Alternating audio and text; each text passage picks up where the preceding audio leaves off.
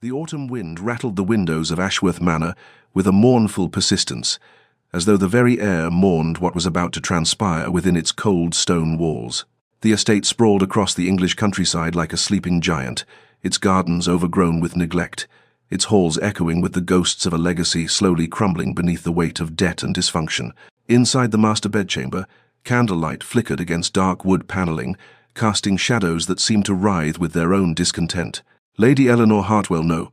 Lady Eleanor Ashworth now, as of 3 hours prior, stood by the window in her wedding gown, a confection of ivory silk and delicate lace that had been her mother's and her grandmother's before her, watching the skeletal branches of ancient oaks bend against the wind. She had not removed her veil, though the ceremony was long concluded. The wedding breakfast endured, the last guest departed into the gathering darkness. Behind her, she heard the heavy tread of boots against wooden floors, the decisive click of a door closing, the sound of her new husband moving through the space with the contained energy of a man fulfilling an obligation. Duke Sebastian Ashworth was 32 years of age, tall and broad-shouldered, with dark hair that fell across a forehead perpetually creased with the burden of responsibility, eyes the color of winter storms,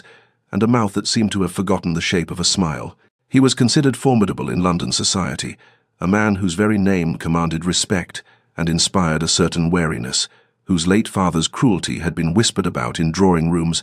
whose mother's tragic decline had been mourned by those who remembered her gentle spirit. Eleanor had met him precisely 4 times before this day, twice at formal introductions orchestrated by their families,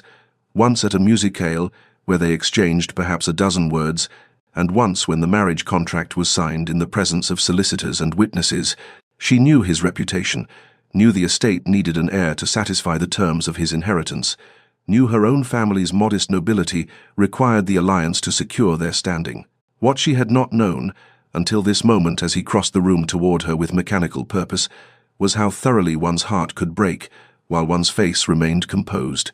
"Lady Ashworth," he said, his voice deep and without inflection, formal as a business transaction. She turned from the window to face him, her hands clasped before her, her chin lifted with the quiet dignity that had been remarked upon since her childhood. "Your Grace," she replied, her voice steady despite the trembling that had taken residence in her chest. He stood before her, this stranger who was now her husband, and in his eyes she saw nothing, no warmth, no curiosity, no recognition of her as anything beyond a vessel for his purposes.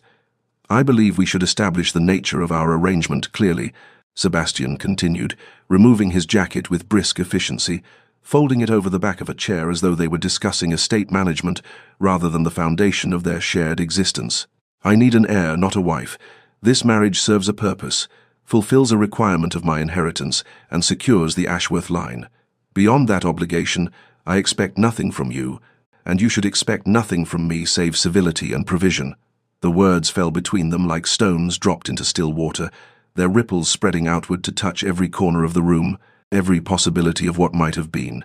Eleanor felt something inside her chest collapse, some small flame of hope she had not even realized she was nurturing, extinguishing itself with a quiet finality. She had known this was an arranged marriage, had understood the practical nature of their union, but somewhere in the secret chambers of her heart she had harbored the foolish notion that perhaps, given time, affection might grow between them, that companionship might bloom from proximity, that the life stretching before them might contain some measure of warmth. His declaration stripped away that delusion with surgical precision. "I understand, Your Grace," she said softly, each word carefully measured, her training in composure serving her now as it had through countless social trials. "Then we have an understanding," he replied, already turning away from her, already dismissing her from his attention. What followed was duty performed without tenderness,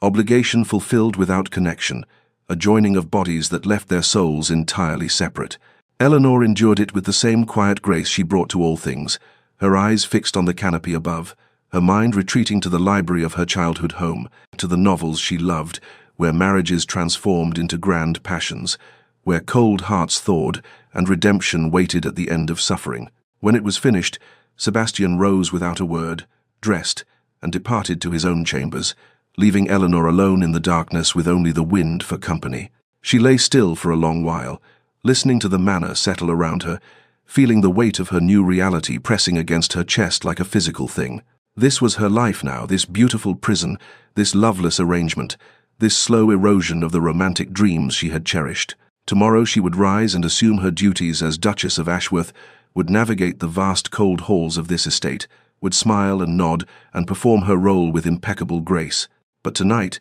in the privacy of darkness, she allowed herself to acknowledge the grief settling into her bones, the particular loneliness of lying in a marriage bed utterly alone, the heartbreak of knowing she would spend her days loving a man who had just informed her he required nothing from her but an heir. But before our lover's fate is revealed, subscribe so you never miss a chapter of romance and scandal, and tell us in the comments, where are you watching from? Now, let's begin. The weeks that followed Eleanor's wedding night settled into a pattern of elegant isolation, days that stretched long and empty despite the grandeur surrounding her. She woke each morning in the vast bedchamber alone, Sebastian having departed before dawn to attend to estate business or ride across the grounds, or simply to avoid her presence, and she would lie there watching pale autumn light filter through heavy damask curtains, listening to the manor awaken around her with the soft footfalls of servants, the distant clatter of kitchen preparations, the creaking of old wood adjusting to the day's temperature. Her mornings were spent in the library, a magnificent room lined floor to ceiling with leather-bound volumes, where she would lose herself in novels and poetry, in the worlds created by minds far removed from her current reality, her fingers trailing over gilt edges as she sought comfort in the constancy of words that never changed, never disappointed, never withdrew affection that had never been offered in the first place. The servants treated her with respectful kindness,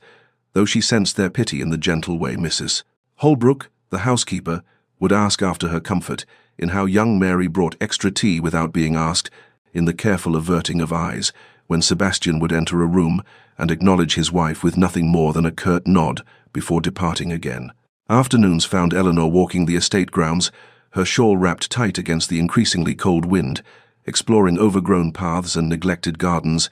discovering a small rose garden that had clearly once been tended with great care, but now grew wild and tangled, its blooms fighting through weeds with desperate beauty. During formal dinners, the only occasions when she and Sebastian occupied the same space with any regularity, they would sit at opposite ends of an absurdly long table, separated by candelabras and elaborate centerpieces, engaging in polite conversation about nothing of consequence, his responses measured and distant.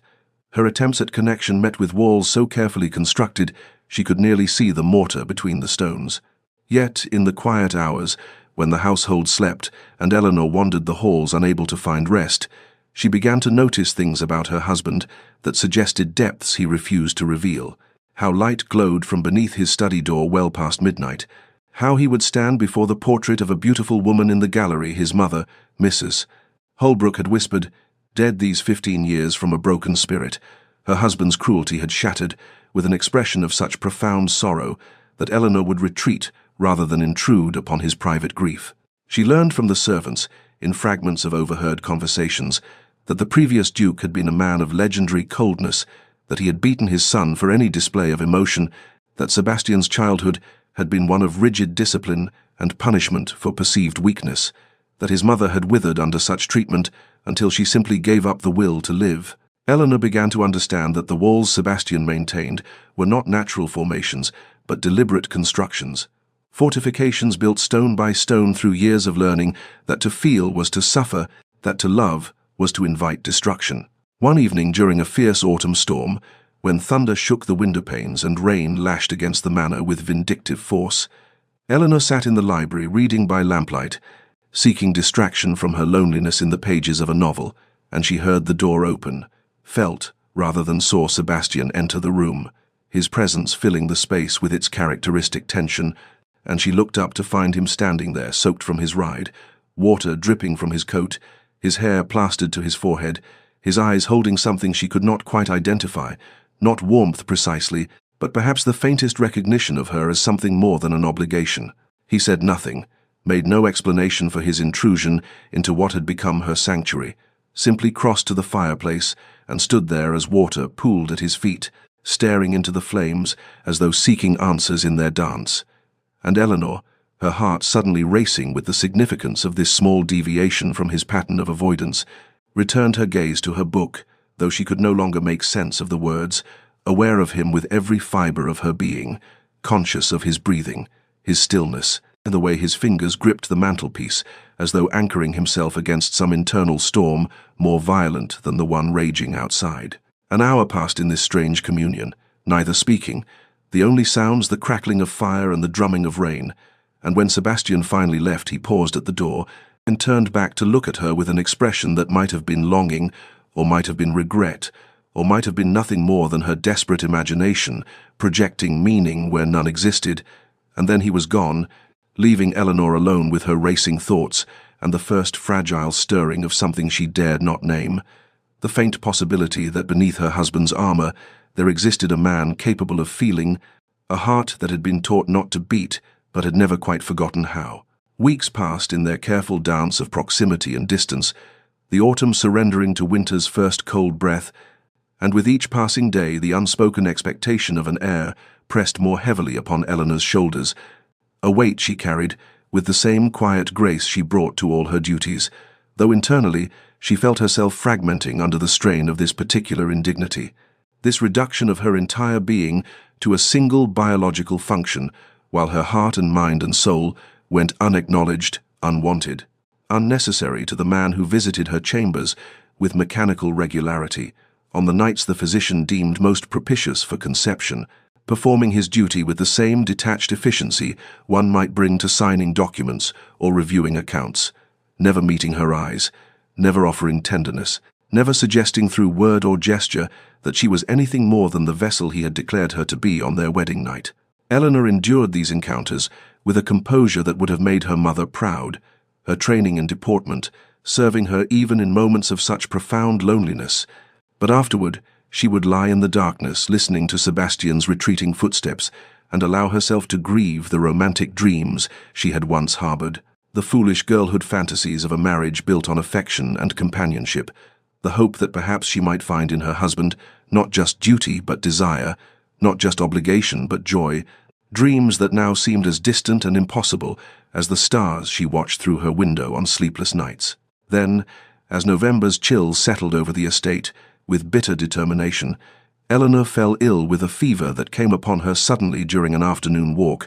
transforming within hours from a slight headache to a raging inferno that left her delirious and trembling, her skin burning to the touch, her body racked with chills that no number of blankets could warm, and Mrs. Holbrook sent immediately for the physician, while the household moved into the controlled chaos of crisis, servants carrying water and clean linens, stoking fires to excessive heat, whispering prayers in corridors. What happened next would puzzle the staff for weeks to come and plant in Eleanor's heart the first seed of genuine hope she had felt since arriving at Ashworth Manor. For Sebastian, who might have been expected to maintain his characteristic distance, who had every reason to delegate her care entirely to servants and physicians, instead appeared in her sick room within the hour and refused to leave, pulling a chair to her bedside and settling into it with the grim determination of a soldier taking a position he meant to hold regardless of cost, his hand reaching out to press against her fevered forehead with a gentleness that seemed at odds with everything she knew of him, his voice low and steady as he ordered the physician to spare no expense or effort in her treatment, his eyes betraying something that looked almost like fear. Through the haze of her illness, Eleanor was dimly aware of his presence, of cool cloths being pressed to her burning skin by hands she somehow knew were his, of a deep voice speaking to her in tones she had never heard him use, urging her to fight, to stay, to not surrender to the fever's pull, and once, in a moment of clarity that pierced through the delirium, she opened her eyes to find him sitting beside her in the grey light of dawn, his face haggard with exhaustion, his hand holding hers with a grip that spoke of desperation, and their eyes met for a heartbeat before the fever claimed her again, and she descended back into fevered dreams. 3 days and nights he remained at her bedside, accepting food only when Mrs. Holbrook insisted, sleeping in fitful moments in his chair, changing the cloths on her forehead with his own hands, and when the fever finally broke on the 4th morning, and Eleanor woke weak but lucid, the first thing she saw was Sebastian slumped in his chair beside her, his head resting on the edge of her bed, his hand still holding hers, and for a moment, before he woke and the walls reconstructed themselves, she saw in his sleeping face something unguarded and achingly vulnerable, a glimpse of the man he might have been had his father not taught him that to care was to court destruction. When he realized she was awake, Sebastian withdrew immediately, stood, smoothed his rumpled clothing, arranged his features back into their customary reserve, and departed with nothing more than a curt statement that he was pleased to see her recovering, leaving Eleanor alone with her racing thoughts and the undeniable evidence that somewhere beneath his armor her husband possessed a heart capable of concern, perhaps even of feeling something more, and she began to wonder if the walls that separated them were not innate to his nature, but rather constructed through years of pain and fear, built stone by careful stone to protect a heart that had been taught love, was weakness, and weakness was unforgivable, and in that wondering she felt something shift inside her own chest, a dangerous softening toward a man who had just demonstrated through action what he would never acknowledge in words, that despite his declarations and his distance, she mattered to him in some way he could not or would not name. As autumn deepened into November's cold embrace, painting the estate grounds in shades of amber and rust, small moments began to accumulate between Sebastian and Eleanor, like fallen leaves gathering in corners, unremarked upon but undeniably present, subtle shifts in the architecture of their careful distance that neither acknowledged aloud, yet both felt with increasing intensity. Eleanor, seeking purpose in her isolation and finding solace in creation, had discovered during her walks the neglected rose garden that had once belonged to Sebastian's mother, and with permission from Mrs. Holbrook, she had begun the patient work of restoration, spending her afternoons on her knees in the cold earth, pulling weeds and pruning back years of wild growth, her hands blistered and dirt-stained as she coaxed the garden back toward the beauty it must once have possessed, guided by an old groundskeeper's memories of how the Duchess had arranged each bed with careful intention, roses organized by color and bloom time, to create a symphony of fragrance that would last from spring through autumn's first frost. She did not do this work for Sebastian's notice or approval, but rather for her own need to nurture something, to see tangible evidence that care and patience could restore what neglect had nearly destroyed. Yet she could not help the small leap her heart made when she noticed from the library window one morning that Sebastian had been to the garden, his boot prints visible in the frost-covered paths, and then again the next day and the day after that, until it became clear he was visiting the space daily, though he never came when she was there, never mentioned the transformation she was working, simply walked among the beds she had cleared and replanted, as though seeking communion with some memory or ghost she could not see. It was Eleanor who discovered quite by accident, through an overheard conversation between Mrs. Holbrook and the estate steward, that Sebastian made regular anonymous donations to 3 orphanages in the county, substantial sums that he explicitly forbade the steward from entering in the estate's official ledgers, and when she carefully inquired about this practice, Mrs. Holbrook explained in hushed tones that the late Duke had considered charity a weakness that encouraged the poor in their poverty, had beaten young Sebastian severely when he discovered the boy had given his own coat to a freezing child in the village, and had forbidden all philanthropic endeavors as contrary to proper aristocratic dignity, yet Sebastian in his adulthood had quietly defied his father's edicts, helping those his father would have condemned while taking pains to ensure no one knew of his generosity, as though even in rebellion he carried his father's voice, condemning kindness as shameful weakness. Then came the dinner party in late November, when Sebastian's peers from London descended upon the estate for a weekend of hunting and elaborate meals. Lord Pembroke and his wife, along with Sir Richard Hastings and the insufferable Lord Waverley, who drank too much claret and felt entitled to opinions on matters beyond his understanding.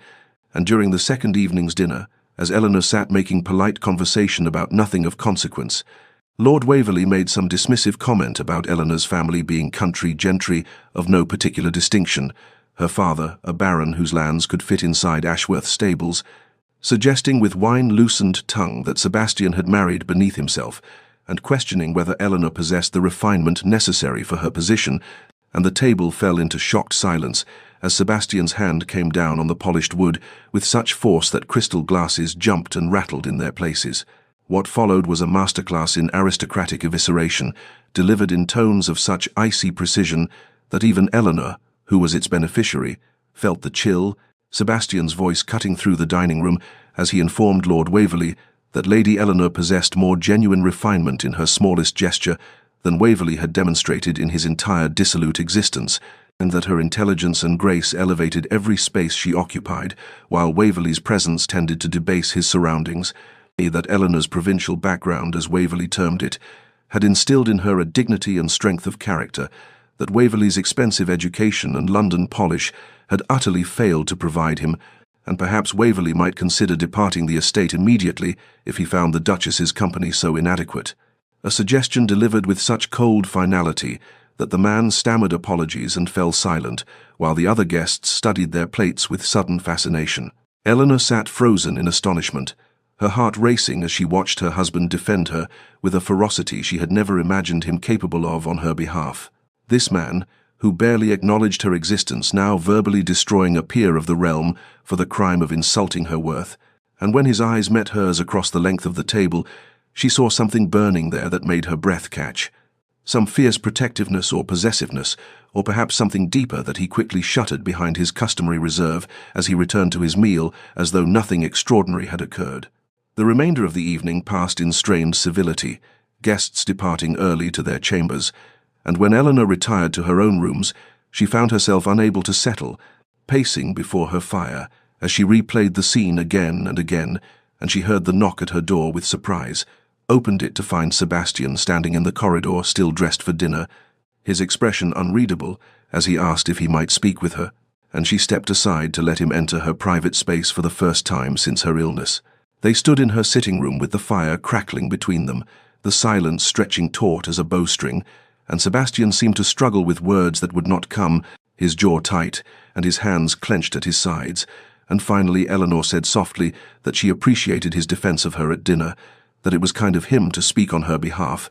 and something in her phrasing seemed to unlock his tongue because he said with startling intensity that it was not kindness but truth, that Waverley was a fool and she was worth 10 of him, worth 10 of all of them, that she had brought grace and intelligence to a house that had known neither, that the garden she had restored was more beautiful than he had seen it since his mother's death, that he noticed everything she did, even if he lacked the courage or words to acknowledge it. And then he stopped abruptly, as though appalled by his own candor, his face flushing as he stepped back toward the door, and Eleanor felt something crack open in her chest, some careful shell she had built around her heart to protect it from hoping, and she whispered his name, just Sebastian, the first time she had used it without his title, and he froze with his hand on the door handle. And for a long moment, they simply looked at each other across the small space that might as well have been an ocean, something enormous and unspoken, hanging between them like morning mist that would burn away if exposed to direct light. And then he was gone, the door closing softly behind him, leaving Eleanor alone with the devastating realization that had been building through weeks of small observations and accumulated moments, the truth she could no longer deny even to herself. She was falling in love with her husband, with this wounded, walled man who had declared he needed an heir, not a wife, and the pain of this recognition settled deep in her bones because she understood with perfect clarity that loving someone who refused to be loved, who had constructed fortifications specifically designed to prevent the very connection she craved, would break her heart more thoroughly than his initial coldness ever could,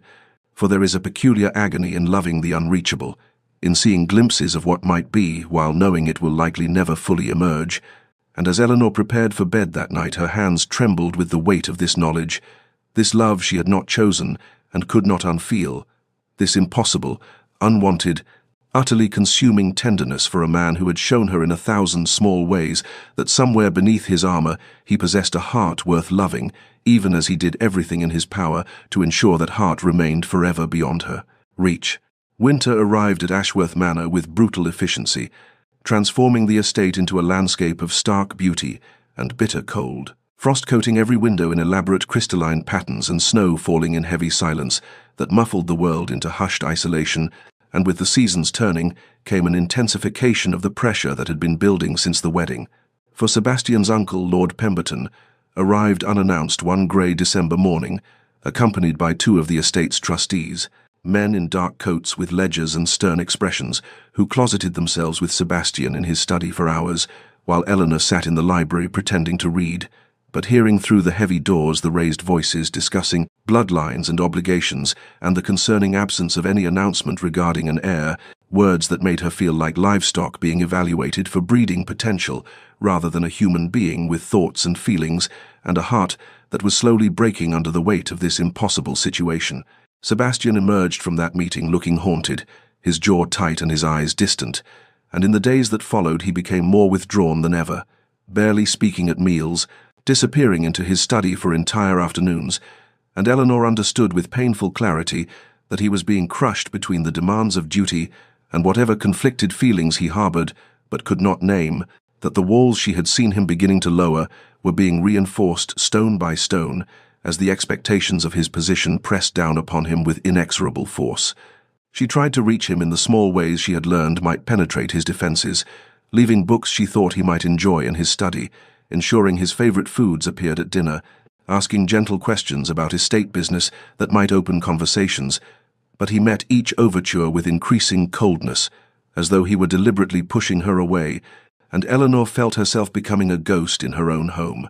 drifting through rooms that grew colder despite roaring fires, haunting corridors where her footsteps echoed in empty solitude. It was during one of her solitary walks through the frost-covered garden in late December, wrapped in her heaviest cloak against the biting wind, that Eleanor finally allowed herself to confront the truth she had been avoiding. She could not continue living this way, could not spend years or perhaps decades loving a man who would never allow himself to love her in return, could not let herself be slowly eroded by this loneliness until nothing remained of the woman she had been,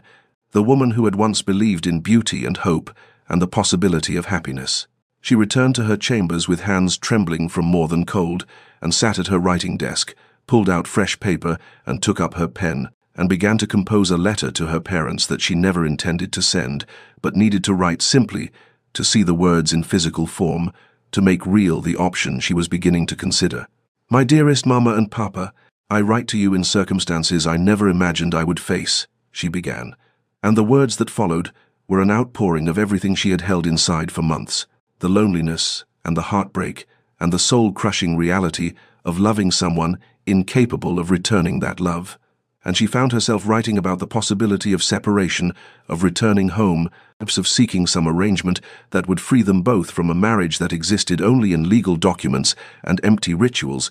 though even as she wrote it her heart rebelled against the idea, because despite everything she loved him, loved this wounded, impossible man who visited his mother's garden at dawn and donated secretly to orphanages, and had sat by her sickbed with hands that trembled as he pressed cool cloths to her fevered brow, but love alone could not sustain her through this slow dissolution of self. She folded the letter carefully when it was finished and placed it in the bottom drawer of her writing desk beneath other papers, a secret kept even from herself, a possibility held in reserve should the pain become truly unbearable, and she did not know that 2 floors below in the servants' hall Mrs. Holbrook was at that very moment quietly reprimanding 2 maids who had been gossiping about the Duchess, about how they had seen her crying in the garden when she thought no one was watching, about the terrible sadness that hung around her like a shroud, and she did not know that Sebastian happened to be passing through the corridor outside the servants' hall at precisely that moment, that he stopped when he heard Eleanor's name and stood very still as he listened to the maids describing her tears, her loneliness, the way she tried so hard to be brave while clearly breaking inside, and something in Sebastian's chest, something he had thought successfully buried beneath years of careful control, cracked at the image of Eleanor crying alone in his mother's garden, and he stood frozen in that corridor, long after the servants' voices faded, stood with one hand pressed against the wall as though he needed its support to remain upright, and for the first time since his father's death, he felt tears burning behind his own eyes, because he knew with devastating certainty that he was the cause of her pain, that his cowardice and his walls, and his stubborn refusal to acknowledge what he felt were destroying the one person who had brought light into his darkness, and he did not know what to do with this knowledge, except carry it back to his study, where it sat like a stone in his chest, growing heavier with each passing hour. Each day that brought them closer to some breaking point, he could feel approaching but seemed powerless to prevent. The winter ball at Ashworth Manor in mid-January was an affair of considerable magnificence, the entire estate transformed by hundreds of candles that cast dancing shadows across walls, hung with garlands of evergreen and winter roses imported at enormous expense from London hothouses, in the ballroom filled with the cream of county society and several notable families from town who had made the journey despite treacherous roads, because an invitation from the Duke of Ashworth was not something one declined, and Eleanor had prepared for the evening with meticulous care, allowing her lady's maid to dress her in a gown of deep sapphire silk that brought out the color of her eyes. Her dark hair arranged in an elaborate style that left her neck and shoulders bare, pearls at her throat, and ears that had belonged to Sebastian's mother and been sent to her rooms that afternoon with no accompanying note. And when she descended the grand staircase to greet arriving guests, she looked every inch the duchess she was meant to be, poised and elegant and heartbreakingly beautiful. Though Sebastian, watching from across the entrance hall, felt something twist painfully in his chest because he could see what others could not, could see the careful blankness in her eyes that spoke of a woman going through motions while feeling nothing, a performance of grace masking profound emptiness. The evening unfolded with predictable formality, Eleanor moving through the crowds with practiced ease, making polite conversation and accepting compliments with modest smiles, dancing when asked by appropriate partners, presiding over the gathering with a dignity that made Sebastian's uncle, Lord Pemberton, comment approvingly that she had grown into her role admirably. But Sebastian found he could not stop watching her, could not focus on his own conversations or obligations because his attention kept returning to Eleanor across the room. And as the hours passed, he began to notice things that filled him with an emotion he had never experienced before, a hot, bitter feeling that he slowly recognized as jealousy. He watched as young Lord Hartley, a kind man known for his gentle manner and devotion to his wife, engaged Eleanor in conversation that made her laugh, actually laugh, a genuine sound. Sebastian realized he had never heard from her, not once, in all their months of marriage, and the sight of that laughter directed at another man, the way her face transformed with real joy, made Sebastian's hands clench into fists at his sides. He watched as Sir Edmund Frost, recently widowed and wealthy, requested a second dance with Eleanor, and she accepted, the two of them moving together with easy grace, while Sebastian stood rigid against the wall, and he watched as Colonel Matthews, just returned from India with tales of exotic lands, held Eleanor's attention for nearly 20 minutes, her eyes bright with interest, as he described temples and markets and monsoon rains, and Sebastian understood with devastating clarity that these men, warmer men, kinder men, men not crippled by fear and walls of their own construction, could make Eleanor happy in ways he had utterly failed to do, that she smiled for them in minutes more genuinely than she had smiled for him in months. And the realization was a knife twisting in his chest because he had done this, had created this situation where his own wife found more joy in strangers' company than in his. The ball finally ended near midnight, guests departing in carriages that crunched through fresh fallen snow, and Sebastian stood in the entrance hall making farewells with Eleanor beside him, the two of them, the picture of aristocratic partnership to any observer. And when the last guest had gone, and the servants began extinguishing candles and clearing glasses, Eleanor turned toward the staircase without a word, and Sebastian found himself following her, climbing the stairs behind her in silence, his heart pounding with something like panic because he knew he needed to speak to her, needed to say something though he had no idea what. And when they reached the corridor where their paths would diverge, he heard himself say her name, Eleanor, and she stopped and turned to face him with polite inquiry, as though he were merely another guest, and he found he could not bear the formal distance in her expression, could not endure another moment of this terrible civilized coldness, and so he asked if he might speak with her in her chambers, and after a moment's hesitation she nodded and led him to her rooms. She did not invite him to sit, but instead walked through to the balcony that overlooked the snow-covered gardens, wrapping a heavy shawl around her shoulders against the cold night air,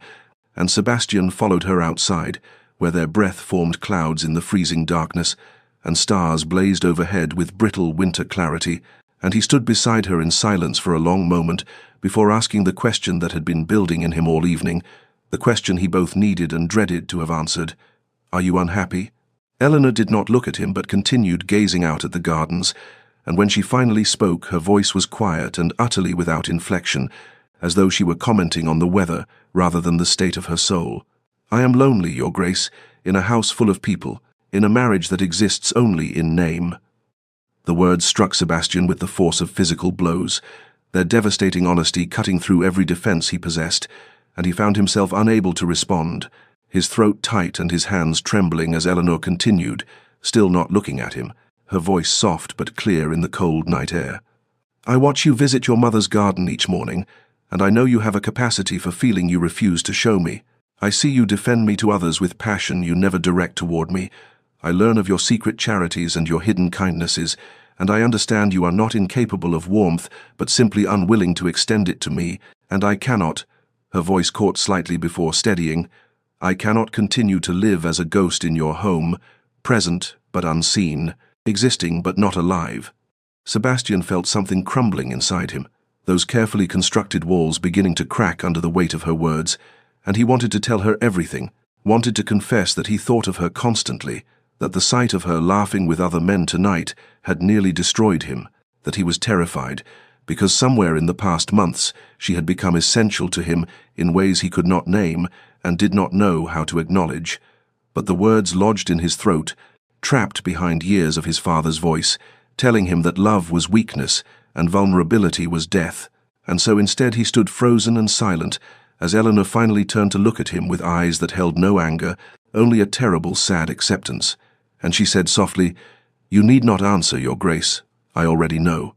And she walked past him back into her chambers, leaving him alone on the balcony in the freezing dark. And Sebastian stood there long after she had gone, stood until the cold had numbed his fingers and his face, and when he finally returned to his own rooms, he found he could not sleep, could only pace and replay her words again and again, understanding that he had reached some critical moment, some crossroads where his continued silence and withdrawal would cost him something he could not afford to lose, but still not knowing, not yet, how to break through the prison of fear he had spent a lifetime building around his heart. The weeks following the winter ball stretched into months, as winter gradually surrendered to the first tentative signs of spring, snowdrops pushing through frozen ground and ice melting from tree branches in the pale March sunlight. But the thaw in nature found no echo within Ashworth Manor, where the coldness between Sebastian and Eleanor had calcified into something harder and more permanent than mere winter frost, a distance that felt final and irreversible, despite the careful civility they maintained in their few necessary interactions. Eleanor moved through her days with mechanical precision, attending to her duties as Duchess with flawless grace, while feeling nothing, her heart enclosed in protective numbness that allowed her to function without feeling the full weight of her despair. And she had come to understand with painful clarity that she could not continue this way, and could not spend her remaining years as a living ghost haunting rooms that would never feel like home, loving a man who would never allow himself to be loved in return. She spent long hours in the library, staring at books without reading them, walked the estate grounds without seeing their beauty, lay awake at night, confronting the terrible truth that she had to save herself because no one else would, and the realization brought with it a strange calm, an acceptance born of necessity that allowed her to take the steps she had been avoiding for months. She contacted a discreet solicitor in London through carefully worded letters sent through a trusted maid, a Mr. and Blackwood, who specialized in delicate matters for the aristocracy and asked no uncomfortable questions, and over the course of several weeks they corresponded about the possibility of legal separation, the grounds that might be claimed, the settlements that would need to be arranged, and with each letter Eleanor felt simultaneously like she was murdering something precious and freeing herself from a prison of her own devotion. The divorce papers arrived on a grey morning in early April, delivered in a plain package that Eleanor opened with trembling hands in the privacy of her chambers, the legal documents rendered in impersonal script that reduced her marriage to clauses and conditions, and she read through them 3 times before placing them carefully in her writing desk, beside that unsent letter to her parents. These twin symbols of escape she had prepared but not yet deployed. For 2 days she carried the knowledge of those papers like a weight pressing on her chest, going through the motions of daily life, while internally gathering the courage for what she knew she must do. And on the 3rd day she requested through a servant that the Duke grant her a formal meeting in his study at 2 o'clock that afternoon, a request so unusual and properly phrased that Sebastian sent back immediate agreement, though Eleanor could imagine his confusion at the formality of it. She dressed with particular care that afternoon, choosing a simple gown of dove grey that made her look older and more severe, pinning her hair in a style that emphasized the seriousness of her purpose, and at precisely 2 o'clock she knocked on Sebastian's study door and entered at his bidding to find him standing beside his desk, his expression guarded and uncertain, clearly unsettled by this breach of their usual pattern of avoidance. Eleanor closed the door behind her and crossed to his desk with steady steps that belied the terror churning in her stomach, and without preamble she reached into the small portfolio she carried and withdrew the divorce papers, placing them on his desk with hands that shook only slightly, and when she spoke her voice was quiet but clear, each word carefully chosen and delivered with dignity that cost her everything. "You need an heir, Your Grace. I understand that. It is the foundation of our arrangement and the purpose of this marriage, but I cannot give you one while living as a ghost in your home, existing but not alive, present but unseen." She watched Sebastian's face go white as he stared at the papers, his hands gripping the edge of his desk as though he needed its support, but she forced herself to continue because, if she stopped, she would lose her courage entirely. "You deserve the freedom to find someone suitable, someone who can fulfill your needs without the complication of inconvenient feelings, and I deserve a life not spent loving someone who will not love me in return. We both deserve better than this slow mutual destruction we have been engaged in." The words hung in the air between them, devastating in their calm rationality, and Eleanor saw Sebastian's throat work, as though he were trying to speak but could not form words, saw his hands trembling as they reached for the papers, and then pulled back as though they burned, and she felt a terrible urge to take back everything she had said, to tear up those papers herself and pretend this conversation had never happened. But she knew with absolute certainty that she could not, that her survival depended on this moment of courage. "I have made arrangements to return to my family's estate," she continued, her voice beginning to fracture despite her best efforts, "and I ask only that you consider these documents carefully and respond through your solicitor at your convenience. There is no urgency except that I cannot continue as we have been. I simply cannot." Sebastian finally looked up from the papers to her face, and Eleanor saw something in his eyes she had never seen before, something raw and desperate and utterly lost, but he said nothing, merely stood frozen behind his desk, staring at her as though she were speaking a language he could not comprehend. And Eleanor knew she had to leave now, immediately, before she broke entirely and threw herself at his feet, begging him to love her. So she offered him a small curtsy that felt like mockery of everything a curtsy should represent, and said quietly, "I will leave you to consider the matter in private. Your Grace," and she walked from the study with her head high and her back straight, closing the door softly behind her, and only when she reached the safety of her own chambers did she allow herself to collapse onto her bed and weep with great shaking sobs that seemed to tear themselves from somewhere deep in her chest, mourning not just the end of her marriage, but the death of every hope she had harbored that Sebastian might someday allow himself to love her. While 2 floors below in his study, Sebastian stood motionless, staring at the divorce papers on his desk, as though they were a sentence of execution, which, in a way, they were. Sebastian stood alone in his study long after Eleanor's footsteps had faded down the corridor, staring at the divorce papers on his desk as though they were something incomprehensible, something that could not possibly be real, and his hands, when he finally reached for them, were shaking so violently he could barely grasp the pages, the legal language swimming before his eyes as he tried to focus on words that spelled out the end of everything, though he had not, until this moment, understood there was anything to end. He read through the documents once, twice, 3 times, each reading making the reality more concrete and more unbearable, the careful clauses about separation of property and future arrangements and grounds for dissolution, reducing their marriage to cold legal terminology that made no mention of the way Eleanor's eyes had looked when she placed these papers on his desk, the quiet devastation in her voice when she spoke of living as a ghost, the terrible dignity with which she had walked away from him, and Sebastian felt something cracking inside his chest, those carefully constructed walls he had spent a lifetime building beginning to fracture under a pressure he could no longer contain. He sank into his chair and dropped his head into his hands, the divorce papers falling from his fingers to scatter across the desk, and for the first time since his mother's death 20 years ago, Sebastian felt tears burning behind his eyes, hot and unwelcome and impossible to suppress, and he began to review with merciless clarity every moment of his marriage to Eleanor, every small kindness he had ignored, every gesture of warmth he had rebuffed, every opportunity for connection he had deliberately destroyed, because his father's voice still echoed in his mind, saying that love was weakness and vulnerability was death, and a duke must never allow his heart to rule his head. He remembered their wedding night when she had looked at him with something like hope in her eyes, and he had extinguished it with calculated coldness. Remembered the morning. He found her restoring his mother's garden and had walked away without thanking her. Remembered the dinner party where he had defended her honor to guests, but could not bring himself to show her the same warmth in private. Remembered watching her laugh with other men at the winter ball and feeling jealousy tear through him, but still saying nothing. doing nothing, allowing her to believe she meant nothing to him when the truth was she had become everything. The realization hit him with the force of a physical blow, stealing his breath and making his heart pound with something between terror and desperate recognition, because he understood now what he had been too frightened to acknowledge before. He loved Eleanor, had perhaps loved her from the beginning, from that first night when she had accepted his cruelty with quiet dignity that shamed him,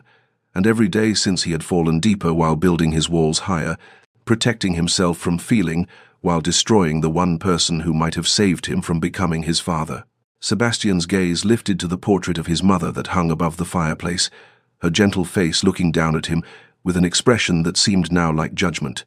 and he remembered with sudden visceral clarity how his father's coldness had slowly killed her spirit, how she had faded year by year into silence and depression until she simply gave up on living, and Sebastian saw with horrible insight that he had become exactly what he most hated, had inflicted on Eleanor the same slow death his father had inflicted on his mother. It had taken a warm, loving woman and turned her into a ghost through his deliberate emotional cruelty. The tears came then, hot and bitter, streaming down his face as he wept for his mother and for Eleanor and for himself, for all the wasted months and missed opportunities, and the terrible possibility that he had realized the truth too late,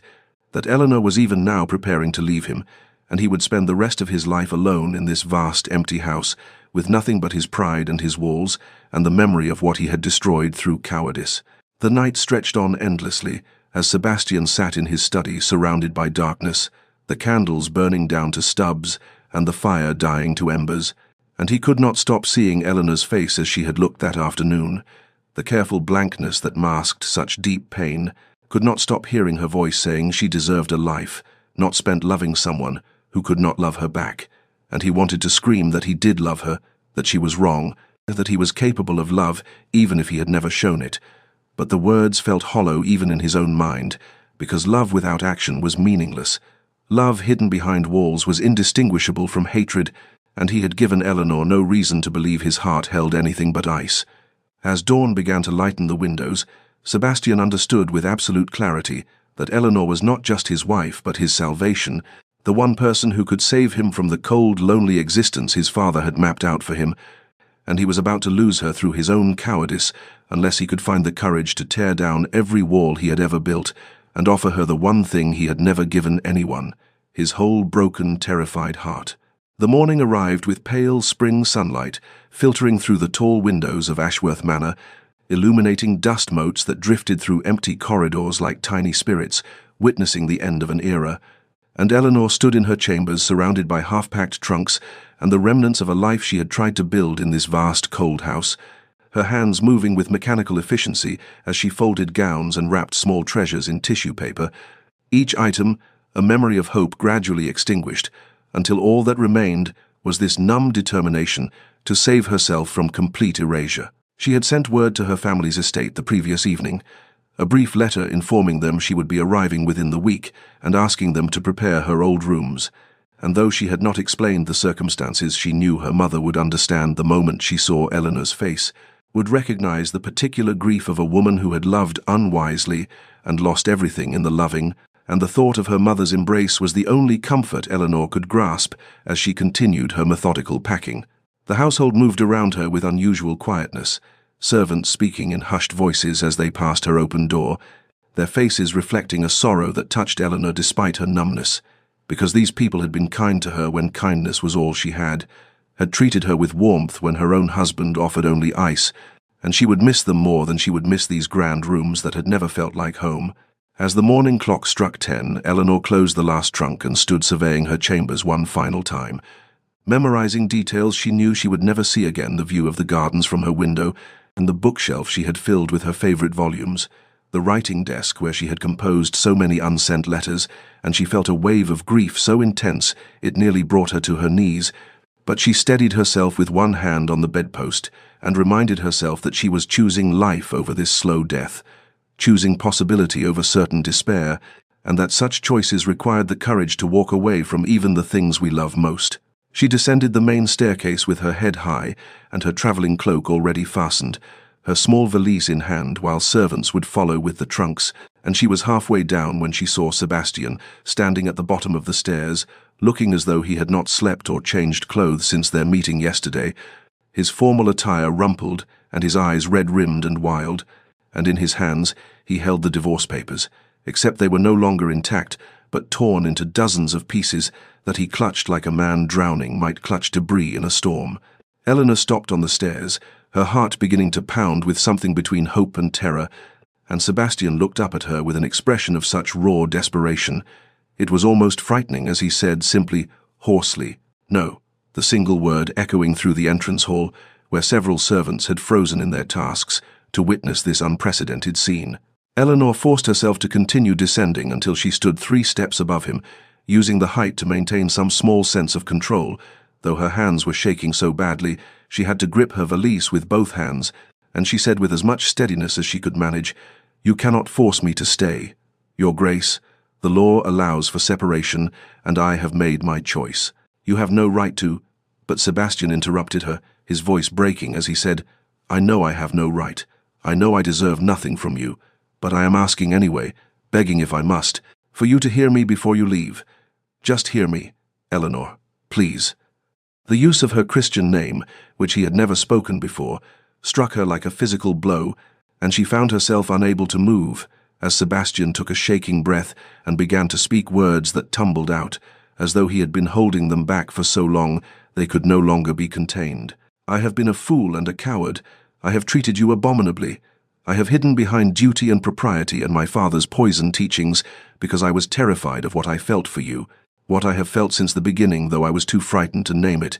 and I have let that fear destroy something precious and rare and irreplaceable. But the thought of losing you has broken something in me that I did not know could break. It has torn down every wall I built and left me with nothing but the truth I should have spoken months ago."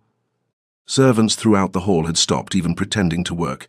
standing motionless as they watched their duke, always so controlled, so proper, so coldly composed, come apart before their eyes, and Sebastian seemed not to notice or not to care as he took another step toward Eleanor and said, "I love you. I have loved you, perhaps from that first night when you showed me more grace than I deserved,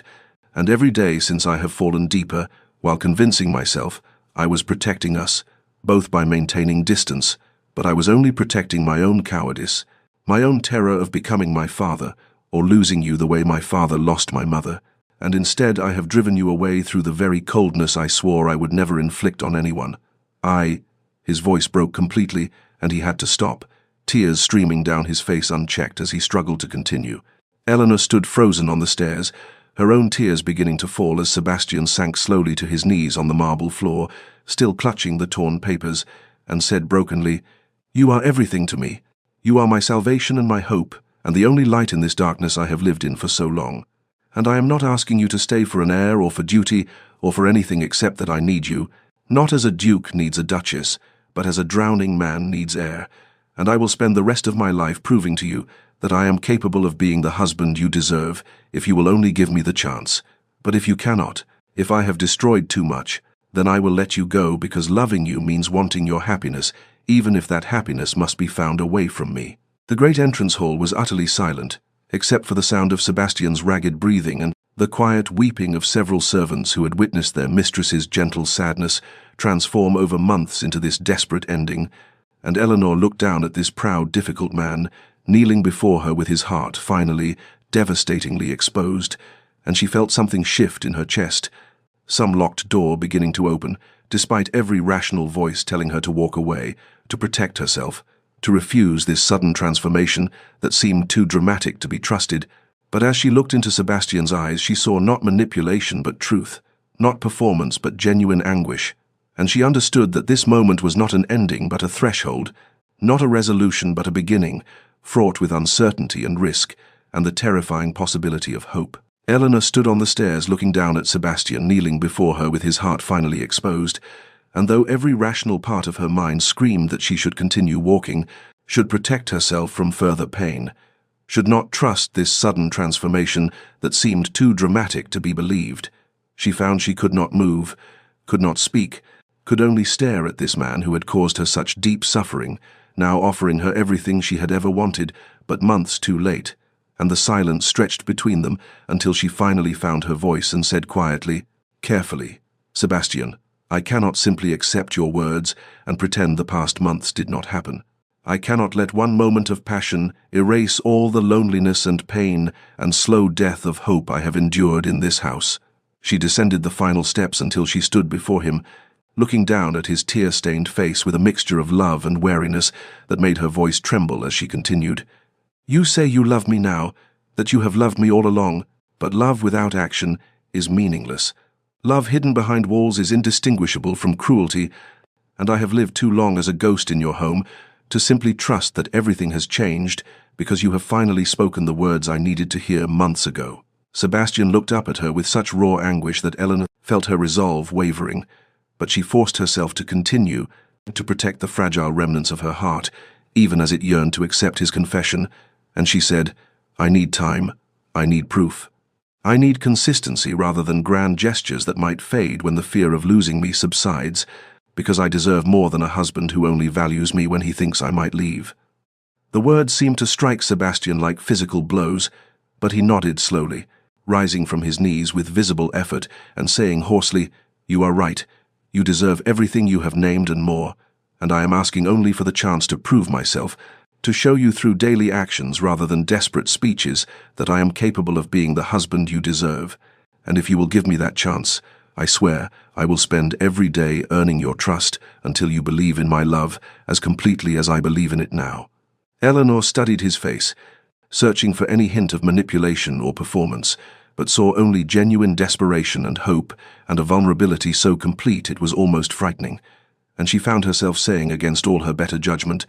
"I will not leave today. I will stay and give you the opportunity to prove your words with actions, but I cannot simply resume our marriage as though nothing has changed. I need space and time to heal from what has passed." Sebastian's relief was so profound he swayed slightly, gripping the banister for support as he said, "Thank you. God help me, Eleanor. Thank you. I will not fail you again. I swear it." And Eleanor felt tears streaming down her own face as she said, "The divorce is abandoned for now, but I will be moving to the West Wing, to chambers of my own. And you will court me, Sebastian. You will learn who I truly am and show me who you truly are. And only when I am certain will I consider returning to the life we should have built from the beginning." What followed in the weeks after that momentous morning was a transformation that seemed to astonish everyone who witnessed it, as Sebastian threw himself into the task of courting his own wife with a dedication and sincerity that slowly, gradually began to chip away at Eleanor's protective walls, and she woke each morning to find her rooms filled with white roses, her favorite flower, though she had never told him, and he must have asked the servants. And he appeared at breakfast each day asking if he might join her, and sitting across from her, speaking of books and current events, and carefully avoiding any pressure for intimacy or reconciliation. He accompanied her on her daily walks through the estate grounds, listening as she spoke of her thoughts and dreams, and quietly sharing pieces of his own carefully guarded history. And he took her to village fairs he once would have considered beneath his dignity, standing beside her as she examined ribbons and chatted with local families.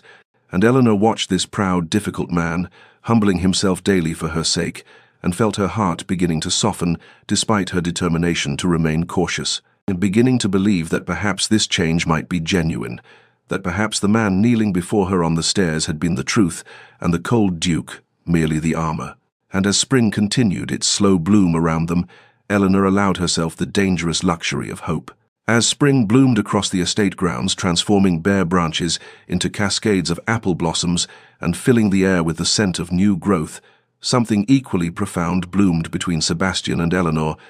a tentative trust that deepened with each passing day, as they spent long hours walking the gardens together, speaking of things they had never dared voice before.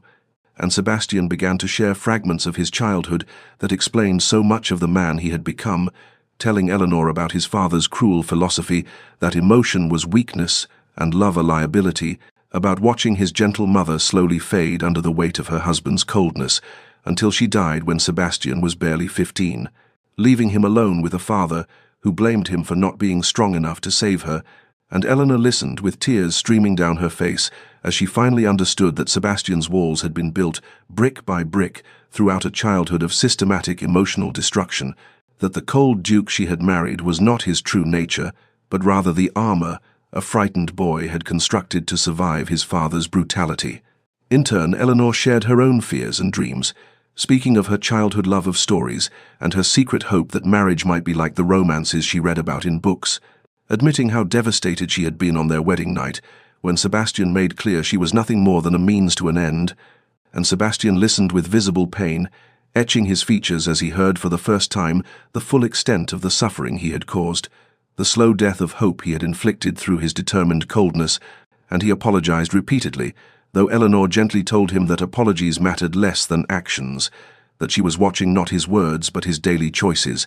and he seemed to understand and redoubled his efforts to prove himself worthy of the second chance she had granted. Sebastian arranged for Eleanor's family to visit, treating them with a warmth and respect that astonished them given what they had heard of his previous coldness, and Eleanor watched as he engaged her father in genuine conversation about estate management, and complimented her mother on raising such a remarkable daughter, and she felt something in her chest loosening, some last defensive wall beginning to crumble, as she witnessed this proud, difficult man humbling himself for her sake, and at social gatherings he began publicly acknowledging his wife's intelligence and worth, asking her opinions on matters of importance, and crediting her ideas when they proved valuable, and the transformation was remarked upon throughout the county as people whispered that the Duke of Ashworth had apparently fallen in love with his own wife. One evening in late spring, as the sun set over the restored garden that had become their favorite refuge, Sebastian asked Eleanor to sit with him on the stone bench beneath the rose arbor, and from his coat pocket he withdrew a leather-bound journal that he placed in her hands with trembling fingers, and when Eleanor opened it, she found page after page of his careful handwriting, documenting small observations about her, moments he had noticed and cherished without ever letting her know, entries dating back to their wedding day, describing the grace with which she had endured his coldness, the kindness she showed to servants, the way she bit her lip when concentrating on a difficult passage in a book, the sound of her rare laughter, the strength she demonstrated in demanding more than he had been willing to give. And as Eleanor read through this chronicle of love unacknowledged, she began to weep, because here was proof that even in his coldest moments he had been paying attention, he had been falling in love, though he lacked the courage to act on it. And Sebastian sat beside her in anxious silence until she finally looked up at him with tears still streaming down her face and said, "You saw all of this, you felt all of this, and yet you let me suffer thinking I meant nothing to you." And he nodded miserably and said, "I was a coward. I am still a coward except in this one thing. I am brave enough now to tell you that I love you, that I have always loved you, that you are the best thing that ever happened to me, and I will spend my life proving it, if you will let me." And Eleanor reached out and took his hand, really took it for the first time with intention and desire rather than mere duty, and she said, "Then prove it, Sebastian, not with grand gestures but with every small daily choice. Prove it until I can believe it without reservation." And he raised her hand to his lips and kissed it with a reverence that made her breath catch, and as the last light faded from the sky, they sat together in the garden his mother had loved, two people who had begun as strangers, bound by obligation, now choosing each other with full hearts and open eyes. And when Sebastian finally drew Eleanor into his arms and kissed her, it was not the cold, mechanical touch of duty, but the passionate, desperate kiss of a man who had nearly lost everything, and now held his entire world in his embrace. And Eleanor kissed him back with equal passion, equal desperation, equal hope, and that night when they came together in Sebastian's chambers, it was not about heirs or obligations, but about genuine desire and love, and the profound relief of two souls finally connecting in the way they should have from the beginning. And afterwards, as they lay tangled together in the darkness, Eleanor whispered, "I think I can believe in us now. I think I can trust this." And Sebastian held her tighter and promised, "You can trust this. You can trust me. I will never again give you reason to doubt." And Eleanor let herself believe him, let herself hope, let herself finally, cautiously, completely fall into the love she had been guarding her heart against, and spring continued its gentle bloom around them as they began to build together the marriage they should have had all along. Summer arrived with golden warmth that seemed to mirror the transformation blooming within the estate's walls, and Sebastian and Eleanor's relationship deepened into something neither had dared imagine possible during those cold early months of their marriage, a true partnership built on mutual respect and genuine affection that grew stronger with each passing day. and they spent long mornings in the library debating literature and philosophy, with Eleanor challenging Sebastian's interpretations and Sebastian delighting in her sharp intellect, their conversations evolving from tentative exchanges to passionate discussions where they could disagree without fear and laugh at their own stubbornness. And in the afternoons they walked the estate together, reviewing account books and discussing improvements with Eleanor's suggestions about tenant welfare, proving so valuable that Sebastian began to wonder how he had ever managed without her insights. And the transformation in Sebastian was remarked upon by everyone who encountered him, as the cold, forbidding Duke seemed to have vanished, entirely replaced by a man who smiled easily and engaged warmly with both family and staff, who could be found laughing at dinner rather than sitting in stern silence, who spoke of his wife with such obvious devotion that it made some of the older servants weep with joy to witness it, and Eleanor bloomed as well into a woman no longer quiet and sad but confident and radiant, secure in her husband's love in a way that changed how she moved through the world. And one afternoon in late summer, Sebastian asked Eleanor to accompany him on a walk with a particular destination in mind, though he would not say where they were going, and she followed him through the estate grounds to a small chapel she had never visited before, beyond which lay a private cemetery where generations of Ashworths rested beneath ancient trees, and Sebastian led her to a simple grave marker bearing his mother's name and dates that showed she had died far too young, and Eleanor watched as Sebastian knelt before the grave, with tears streaming down his face. This proud, difficult man, who had hidden his emotions for so long, now openly weeping, and he spoke aloud to his mother's memory, saying,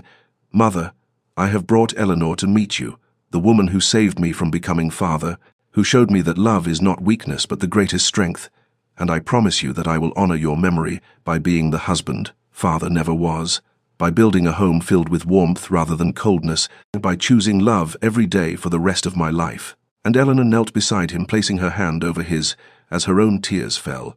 moved beyond words by this gesture of trust and vulnerability,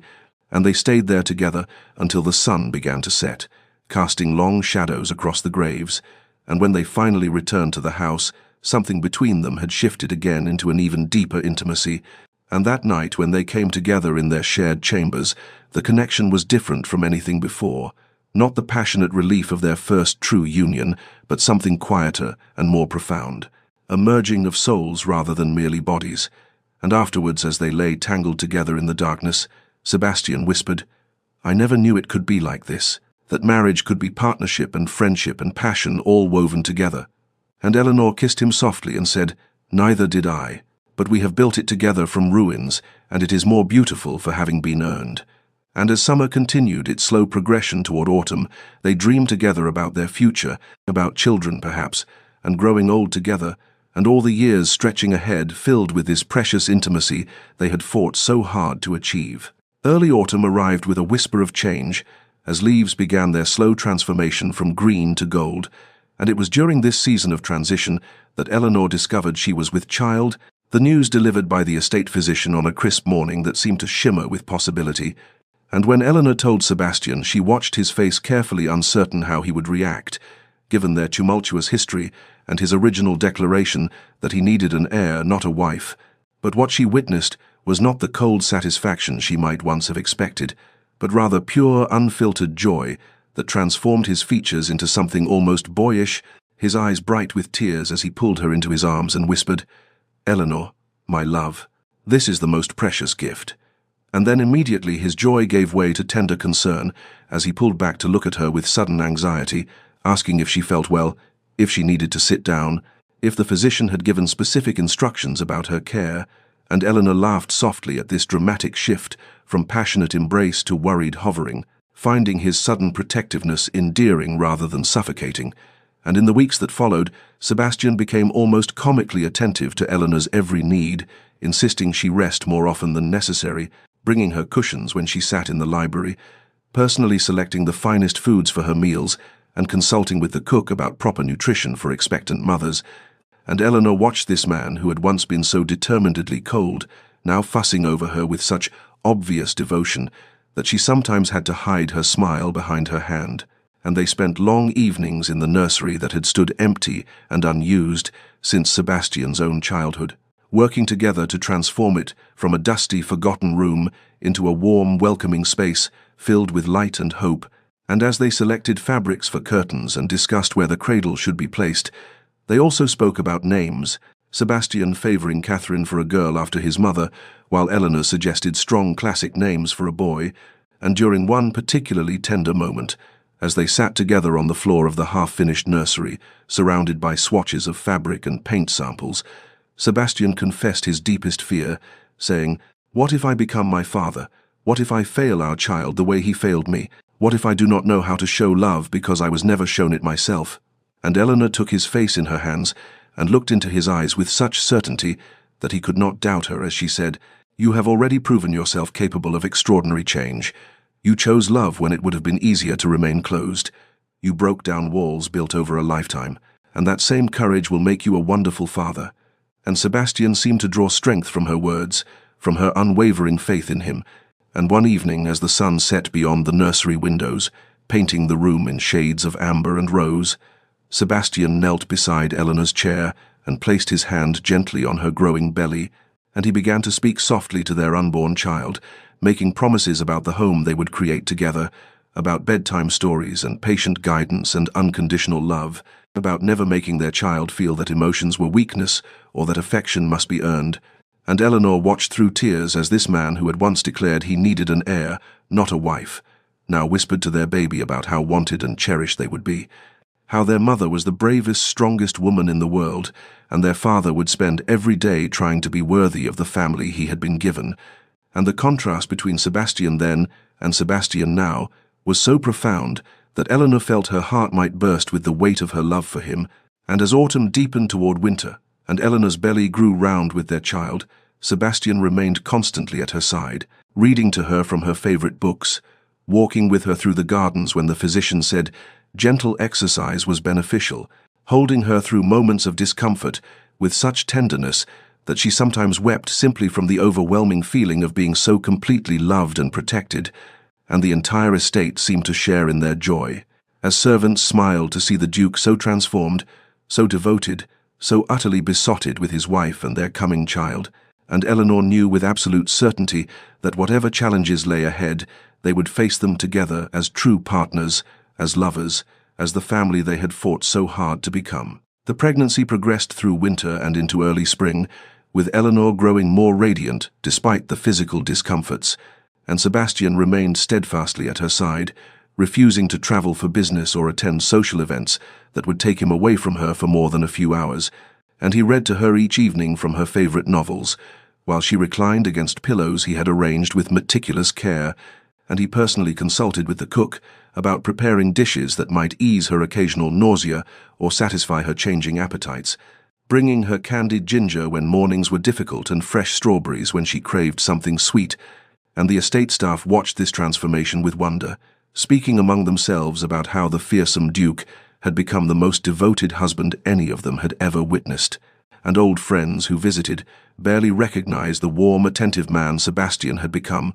Lord Pemberton remarking to his wife that he had known Sebastian since childhood and never imagined him capable of such tenderness. And one mild April evening, when Eleanor was in her 8th month and moving more slowly with the weight of their child, she stood at the nursery window, watching the sunset paint the sky in shades of rose and gold,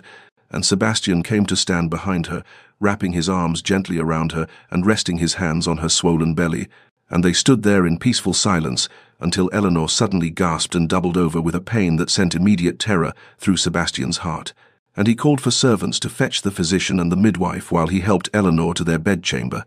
his hands shaking as he tried to remain calm for her sake, though inside he was fracturing with fear. And the midwife arrived quickly, examining Eleanor and declaring with concern that the baby was coming early, several weeks before expected. And what followed were hours of agonizing waiting as Sebastian paced outside the birthing chamber, listening to Eleanor's cries of pain and feeling utterly helpless. This man who had always controlled everything, now powerless to ease his beloved wife's suffering, and he found himself praying desperately to a God he had largely ignored since childhood, making fervent promises that if Eleanor and their child survived, he would be worthy of such mercy forever, that he would never again take for granted the precious gift of love she had given him, and the night stretched endlessly with Sebastian's fear growing. As the physician's face became increasingly grave and hushed, urgent voices carried through the door, and Sebastian thought he might go mad from the terror of potentially losing Eleanor, of having finally found love only to have it torn away, and he leaned against the wall with tears streaming down his face, whispering, "Please, please let her live. I cannot exist in a world without her." And then, just as dawn began to break through the windows, there came the thin wail of an infant, followed by terrible silence that made Sebastian's heart stop, and he burst through the door without permission to find the midwife holding a tiny baby girl, while the physician worked frantically over Eleanor's still form, and Sebastian rushed to Eleanor's side, taking her hand and calling her name with desperate urgency, and after what felt like an eternity, her eyes fluttered open and she whispered, "Sebastian, is our daughter well?" And his relief was so overwhelming that he could barely speak, as he assured her that yes, their baby was perfect and healthy. And when the midwife placed the small warm bundle in his arms, Sebastian looked down at his daughter's tiny face and felt his entire world shift, and he carried her carefully to Eleanor's bedside so she could see this miracle they had created. And as Eleanor reached up to touch their daughter's downy hair, Sebastian whispered with a voice thick with emotion, "You gave me everything, Eleanor, love, hope, purpose, the courage to become someone worthy of such gifts, and I see now that the heir was never what I needed. You were always what I needed. You and this family we have built together from the ruins of what I thought my life must be." And Eleanor smiled through her exhaustion and said, "And you gave me a love I thought existed only in stories. Sebastian, you became the man I always believed you could be." And they sat there together as morning light filled the room, parents now, their daughter sleeping peacefully between them, and Sebastian knew that this moment was the truest beginning of the life he had almost been too afraid to claim. The months following Catherine's birth transformed the Ashworth estate into something it had never been before, a place of warmth and laughter and tender domesticity, and Sebastian became a father unlike any the household had ever witnessed, often found in the nursery at all hours, cradling his tiny daughter against his chest and singing old lullabies he remembered from his own mother's rare moments of happiness. And when servants offered to change Catherine or soothe her crying, he would shake his head with a gentle smile and say that he wished to do these things himself, that he had spent too much of his life avoiding connection and would not miss a single moment with his child. And Eleanor watched this transformation with quiet, profound joy, seeing the cold, distant duke she had married become this devoted, loving presence, who spoke to their daughter in soft tones about everything from the weather to the books he planned to read to her when she was older, and they named her Catherine after Sebastian's mother, in a christening ceremony that became far more than a religious observance, but rather a celebration of new beginnings and second chances, and Sebastian stood before their gathered friends and family, holding his daughter with such obvious love as he gave a speech that brought tears to many eyes, thanking Eleanor publicly for saving him from the half-life he had been living, for teaching him that true strength lay not in walls and distance but in vulnerability and openness, for showing him that love was not weakness, but rather the greatest legacy a man could leave. And as he spoke, Eleanor saw several guests dabbing at their eyes, while others smiled with genuine warmth at this couple who had somehow found their way from a cold arrangement to this deep, abiding partnership. And when Sebastian finished speaking, he looked directly at Eleanor across the room, and the understanding that passed between them needed no words, a shared acknowledgement of how far they had traveled together, and how grateful they both were to have persevered through the darkness to reach this light. And in the months that followed, life settled into a peaceful rhythm of family breakfasts, where Sebastian would make faces at Catherine to elicit her gurgles of delight, of evening walks through the estate grounds, with Eleanor carrying their daughter and Sebastian pointing out the flowers and trees and birds, as though Catherine could understand his gentle narration of quiet moments in the nursery, where they would stand together, watching their child sleep and marveling at the miracle of her existence. And the entire household remarked on the change not just in the Duke, but in the very atmosphere of the estate, which had once been cold and formal and was now filled with the sounds of infant laughter and parents' soft voices and the general contentment that comes from a house built on genuine love rather than mere duty. And Eleanor would sometimes catch Sebastian simply staring at her, and Catherine with an expression of such wonder and gratitude that she knew he was still amazed by what they had built together, still grateful every day that she had been brave enough to demand more than he thought he could give, and that he had been brave enough to try to become worthy of such demands. And as their first year, as parents drew to a close and Catherine grew from a tiny infant into a baby with her father's dark hair and her mother's gentle eyes. Sebastian would often whisper to Eleanor in the quiet darkness of their shared bedchamber that he had finally found the purpose he had searched for his entire life, that it was not in heirs or duty or preserving a legacy, but rather in this simple, profound act of loving and being loved in return. 2 years passed like the turning of pages in a beloved book, each season bringing new chapters of joy and growth to the Ashworth estate, and the transformation that had begun with Sebastian's tearful confession on the grand staircase had deepened into something far more profound than either of them could have imagined. For the estate now thrived under their joint management, with Sebastian consulting Eleanor on every major decision, and Eleanor bringing her intelligence and compassion to matters of tenant welfare and land stewardship, and they had been blessed with a son named James, who arrived on a crisp October morning with his father's dark eyes and a lusty cry that announced his presence to the entire household, and Catherine had grown into a bright, curious toddler of 2 who followed her father everywhere with devoted adoration, reaching up her small arms to be carried and chattering in her half-formed words about flowers and birds and everything that caught her wandering attention. And the family was often seen together in the gardens or on the grounds, or in the village where Sebastian and Eleanor had established themselves as generous benefactors, supporting local causes and treating everyone from the highest nobility to the humblest tenant with equal respect and kindness. And Sebastian had become known throughout the county, not for the cold severity that had once defined him, but rather for his generosity and fairness, and above all for his obvious devotion to his family. And Eleanor had established several charitable initiatives, including a school for local children, where she taught reading twice a week, and a restoration project for the village church that had fallen into disrepair, and they worked together as true partners in every sense, discussing estate matters over breakfast, while Catherine played with her wooden blocks, and James nursed contentedly in Eleanor's arms, debating the merits of new agricultural techniques during afternoon walks, planning improvements to tenant cottages in the quiet evenings after the children were asleep. And one particular autumn afternoon, when the leaves were turning gold and crimson, and the air held that peculiar clarity that comes before winter, Eleanor was in their private sitting room, sorting through correspondence while Sebastian played on the floor with Catherine building towers of blocks for her to knock down with gleeful shrieks, and as Eleanor reached for a small wooden box on the shelf, where she kept important documents, her hand brushed against something she had not looked at in 2 years. And when Sebastian glanced up from his play, he saw her holding torn pieces of paper with an expression he could not quite read, and he rose and crossed to her, asking what she had found. And Eleanor looked up at him with eyes that held both shadows of old pain and the light of present joy, as she said quietly, "The divorce papers. I kept them." And Sebastian felt his heart contract as he took the fragments from her hands and asked why she would preserve such a painful memory, and Eleanor smiled with that particular gentleness she had developed over their years together, and explained, "They remind me of the day everything changed, Sebastian, the day you chose love over pride, the day you proved that people can transform if they find the courage to try.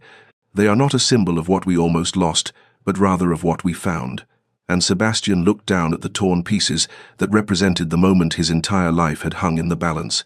the moment he had finally broken through his own walls, and he thought of all that had come since the love, the children, the partnership, the profound happiness that filled every corner of what had once been such a cold and empty house, and he carried the pieces to the fireplace where a small fire burned against the autumn chill, and he held them out to Eleanor in silent question, and she nodded with understanding, and together they fed the fragments to the flames, watching as that painful chapter of their lives turned to ash and smoke, the physical remnants of their near tragedy consumed by fire, while the lessons remained forever written on their hearts. And as the last piece blackened and disappeared, Sebastian pulled Eleanor close and whispered, "We have no need for reminders of what we almost lost, my love, when every day I wake beside you is a reminder of what we found." And Eleanor leaned into his embrace, feeling the solid warmth of him and listening to Catherine's happy babbling and James's soft sounds from his cradle, and she thought how strange and wonderful it was that the coldest arrangement had led to the warmest love, that the man who had once needed only an heir had become the devoted husband and father she had always dreamed of. And as the ashes of the divorce papers settled in the grate, they stood together, looking toward a future that stretched bright and unlimited before them. A future built not on duty or obligation, but on the transformative power of choosing love, even when, especially, when such choice required the courage to change everything. 5 years had passed since the torn divorce papers had turned to ash in the fireplace, and the Ashworth estate, on this particular June afternoon, bore no resemblance whatsoever to the cold, forbidding place it had been a decade earlier, for the grounds were filled with the sounds of children's laughter and music from a small ensemble, and the cheerful chatter of guests who had come to celebrate Catherine's 7th birthday, and colourful bunting stretched between the ancient oak trees, while tables laden with cakes and sweets and delicate sandwiches dotted the lawn,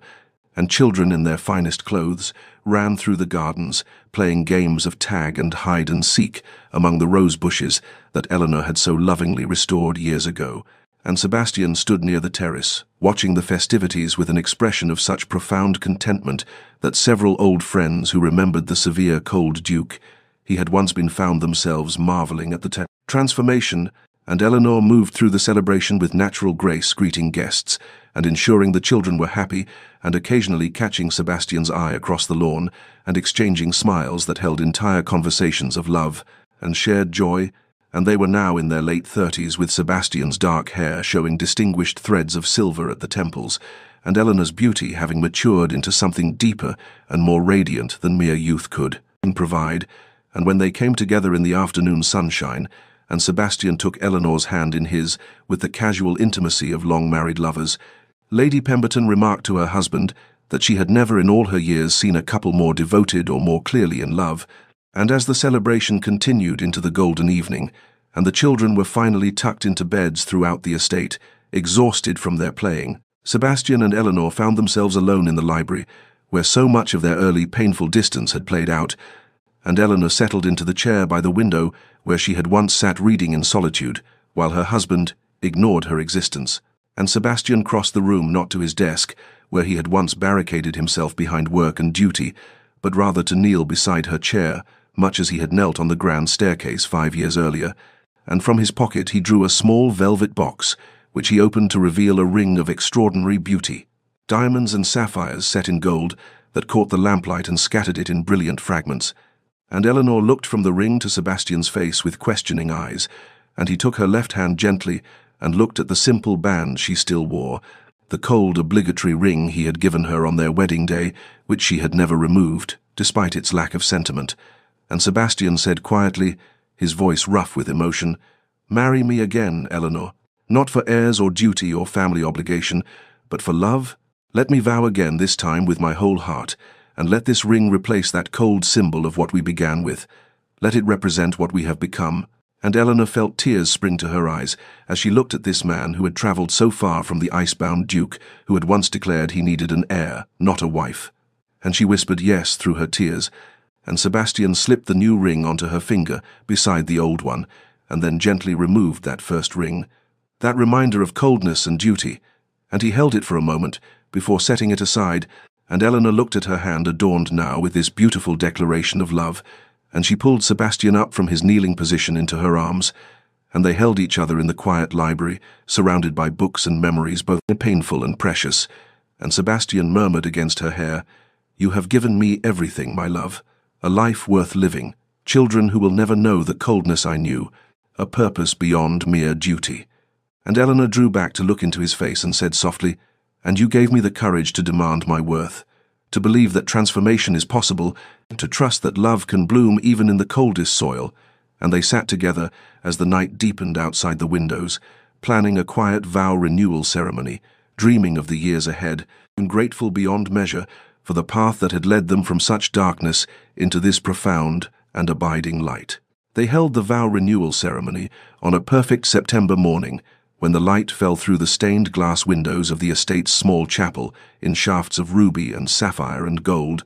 and the intimate space held only their children and their closest friends, perhaps 20 souls in total, who had witnessed some portion of their remarkable journey, from cold arrangement to profound love. And Catherine, at 7 years old, stood as her mother's attendant, wearing a dress of pale blue silk and holding a small bouquet of roses from the garden her father had restored for her grandmother's memory. And James, at 5, stood solemnly beside his father, trying to mirror Sebastian's posture, and failing only because he could not contain his excited squirming And when Eleanor entered the chapel on the arm of her own father, who had travelled from the family estate for this occasion, she wore not white but a gown of deep burgundy that brought out the warmth in her complexion and made her look like something between an autumn sunset and a fine wine. And Sebastian, standing at the altar, felt his breath catch just as it had on their first wedding day, though for entirely different reasons now. For then he had seen only duty and obligation, but now he saw the woman who had saved him from himself, who had demanded he become more than the cold shell his father's cruelty had made him, who had given him children and purpose, and a reason to greet each morning with gratitude, rather than grim determination. And when she reached him and took his hands in hers, their eyes met and held with such intensity of feeling that several guests found themselves reaching for handkerchiefs before the vows had even begun. And the elderly vicar, who had married them the first time in that cold, formal ceremony a decade earlier, now smiled with genuine warmth as he invited Sebastian to speak his vows, and Sebastian's voice, though it had commanded ballrooms and parliamentary chambers and estate meetings, trembled slightly as he began. "Eleanor, 10 years ago I stood in this very place and promised you my name, my protection, my duty, but I did not promise you my heart, because I believed I had none to give. I was a man encased in ice, convinced that coldness was strength, and that love was the weakness that had destroyed my mother, and I brought you into a prison of my own making and expected you to live there quietly without complaint. And you did live there, with grace and dignity that shamed me, though I refused to acknowledge it, until the day you had the courage to hand me divorce papers and tell me you deserved more than half a life, and that day you shattered every wall I had built. You forced me to see that I was not protecting myself but destroying us both. And Eleanor, you gave me a life beyond mere existence. You taught me that strength lies not in walls, but in the courage to tear them down. You showed me that love is not weakness but the greatest power we possess, and you have given me children who will never know the coldness I knew, who will grow up understanding that vulnerability is brave, and that choosing love, even when it terrifies you, is the most important choice anyone can make. And so today I vow to you, not from duty but from devotion, not because I need an heir, but because I need you. I need your laugh and your wisdom and your patience and your fire. I vow to spend every remaining day of my life proving myself worthy of the second chance you gave me. I vow to love you, not just in the easy moments, but in the difficult ones, and to choose you every day, as you chose to give me another opportunity when you had every right to walk away. And I vow to our children, and to God, and to everyone here that you will never again doubt your worth or my devotion, for you are everything, my love, my partner, my salvation." And by the time he finished there were tears streaming down Eleanor's face, and half the guests were weeping openly, including the vicar himself, and Eleanor gathered herself and spoke her own vows with a voice that rang clear and strong through the chapel. "Sebastian, when I married you, I was young and frightened, and I believed that a quiet, dignified suffering was all I could expect from an arranged marriage. I had dreams of love and partnership, but I had resigned myself to living without them, and for months I did live in that resignation, watching you from a distance, seeing glimpses of the man beneath the ice and loving you despite knowing you could not, or would not, love me in return. And when I finally found the courage to present you with those divorce papers, it was not because I had stopped loving you, but because I loved myself enough to know I deserved more, and you gave me more. Sebastian, you became more. You found the courage to break yourself open and show me the wounded heart you had protected for so long, and you have spent every day since then proving that transformation is possible, that people can change if they want to badly enough, and you have given me a partnership I never dreamed possible, a love that grows deeper with each passing year, children who are the most precious gifts of our union, and a life filled with purpose and joy, and the kind of peace that comes only from being truly known and truly loved. And so I vow to you today what I have vowed in my heart for years now. I vow to walk beside you through whatever years we are granted, to love you in sunshine and in storm, to be your partner in all things, to remind you when old fears surface that you are not the cold duke anymore, but the warm, devoted man you chose to become. And I vow to our children that they will always see in us an example of love that endures, because both people choose it daily. And Sebastian, my love, I vow that I will never stop being grateful that you tore up those papers and chose us, chose this, chose love, And when the vicar pronounced them renewed in their vows, Sebastian pulled Eleanor into his arms and kissed her with such passion and tenderness combined that young Catherine giggled and James made a face of childish disgust that made the guests laugh through their tears. And afterwards there was a small celebration in the estate's drawing room, where their children presented them with drawings they had made. Catherine's showing the family and the garden with remarkable detail for her age, James's a more abstract representation that nonetheless clearly depicted four figures holding hands, and Sebastian held Eleanor close throughout the afternoon, whispering promises in her ear about the years to come, about growing old together, about watching their children grow and perhaps welcoming more children if they were so blessed, about the legacy of love they would build together. And that night, when the guests had departed and the children were asleep and the house had settled into quiet, Sebastian and Eleanor sat in the library where so much of their story had unfolded, and they talked about the future with the ease of people who trusted completely in each other and in what they had built, and the happiness that surrounded them was not the giddy excitement of new love, but something far more valuable, the deep, abiding contentment of love that had been tested and proven, love that had survived coldness and distance and near destruction, to emerge stronger and more beautiful than either of them could have imagined.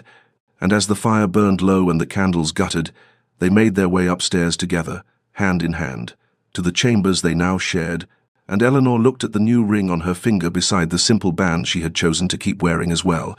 and she thought how perfectly it symbolized their journey, the cold beginning and the warm transformation, both part of their story, both necessary to bring them to this moment of complete and perfect love. 10 years had passed since the torn divorce papers had scattered across the study floor like snow,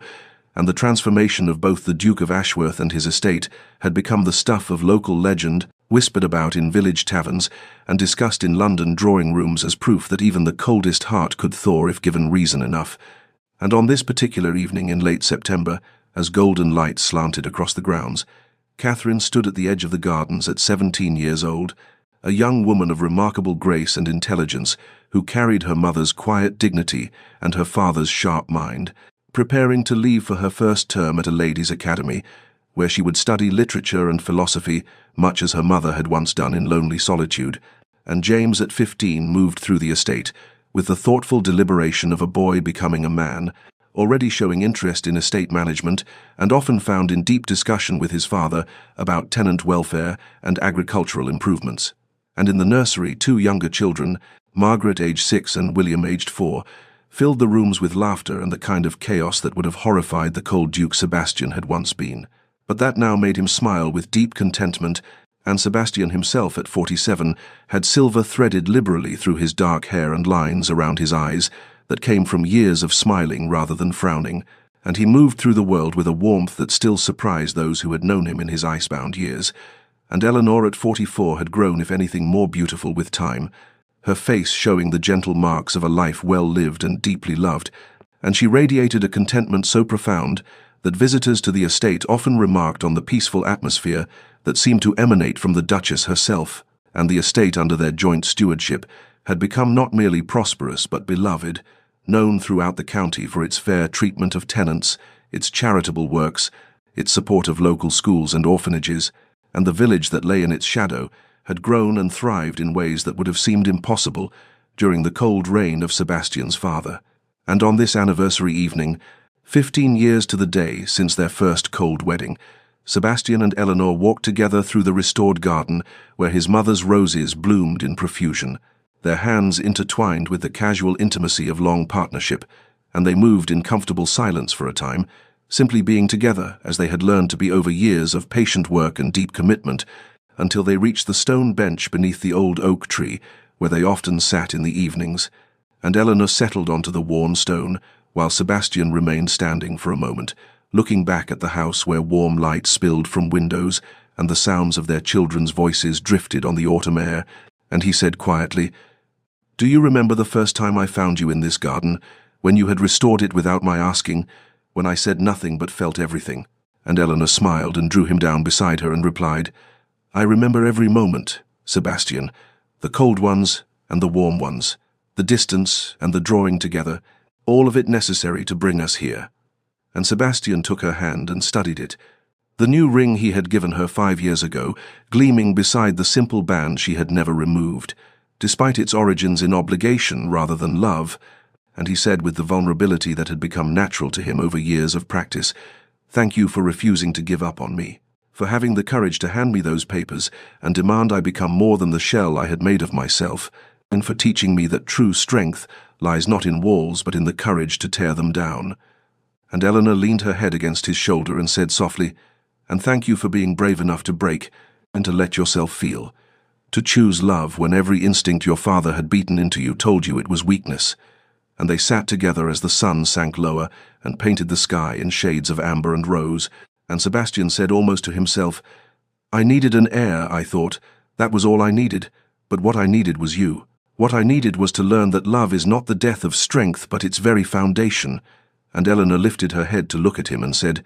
"The pain was necessary, wasn't it? We could not have this depth of joy without first knowing that depth of sorrow." And Sebastian nodded and pulled her closer, and they sat in the gathering dusk, watching as stars began to appear one by one in the darkening sky. And from the house they heard Catherine calling for them that dinner was ready, her voice carrying the same musical quality her mother's had. And they rose together and walked hand in hand, back toward the warm light, and the laughter, and the life they had built together from the ashes of a cold arrangement, completely at peace with the journey that had brought them from strangers to soulmates, from duty to devotion, from ice to this profound and abiding warmth. The years continued their steady march forward, and when Sebastian reached his 68th year, and Eleanor her 60th, the Duke and Duchess of Ashworth had become something of a legend not merely in their county, but throughout England, spoken of in parlours and at social gatherings, as the couple who had transformed a cold arranged marriage into a love story that had endured and deepened across decades,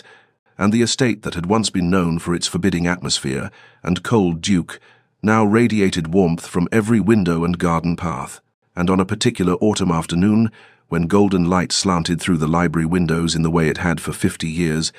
Sebastian and Eleanor sat in their favourite chairs, surrounded by an abundance of grandchildren, ranging from Catherine's eldest daughter of 16 to James's youngest son of barely 3 years, and the children climbed over their grandparents with the easy affection of those who had never known coldness or distance, and Catherine herself, now a woman of 35 with her mother's grace and her father's sharp intelligence, sat nearby with her husband watching her parents with a smile that held deep gratitude for the example they had set, and James at 33 managed the estate with the same fairness and warmth his father had learned to show, and Margaret and William, both married now with families of their own and had chosen their spouses for love, having witnessed firsthand what such love could create, and the library shelves held not only the ancient volumes that had been there in Sebastian's cold years, but also newer books, children's books, journals filled with family history and stories, and on one particular shelf in a place of honour sat a wooden box that held the torn fragments of divorce papers that had never been signed, papers that had become family legend. The moment when everything changed, when a duke chose love over pride, and a duchess chose to give him the chance to prove his transformation, and Sebastian's hair was now entirely silver, and his face deeply lined, but his eyes still held that warmth that had replaced the ice so many decades ago, and Eleanor's beauty had only deepened with age, her face showing the gentle marks of a life filled with laughter and love and purpose.